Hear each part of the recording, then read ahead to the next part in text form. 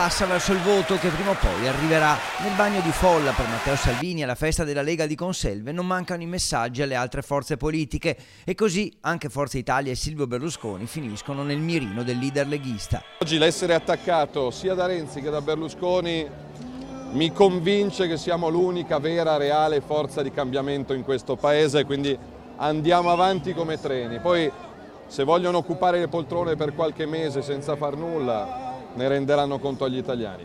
Ecco allora delinearsi uno scenario possibile, avanti, senza allearsi con nessuno, tantomeno con Forza Italia. I rapporti tra Salvini e Berlusconi sono ai minimi storici e qui si aprono scenari nuovi anche per le alleanze locali, da sempre perno di molte amministrazioni in Veneto. Lo dico anche a quegli amici di Forza Italia che in questi giorni hanno detto non dobbiamo andare più avanti con la Lega, messaggio ai naviganti, noi non abbiamo bisogno di niente e di nessuno, noi non abbiamo bisogno di niente e di nessuno.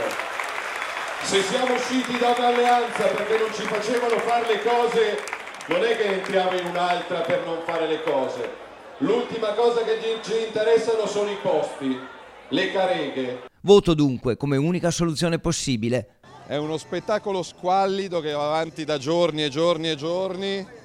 Sulle poltrone, le spartizioni dei ministeri, non sarebbe più serio andare a votare? Faccio a nome di milioni di italiani un appello al Presidente Mattarella, faccia votare gli italiani. Impossibile ottenere una reazione da Salvini sul fatto che una parte della base leghista non sia d'accordo sull'aver provocato la crisi di governo. Lei la vede la base della Lega? È questa. Quindi, chieda pure. Quanto all'autonomia, il ministro Stefani lancia un messaggio e un avvertimento a chi le succederà nell'incarico di trattare con le regioni le richieste cardine del suo ministero.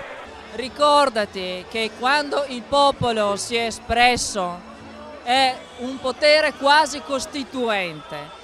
Non dimenticare il referendum significa veramente commettere un colpo di Stato, è forse la più grave operazione non solo anti-istituzionale ma veramente antidemocratica.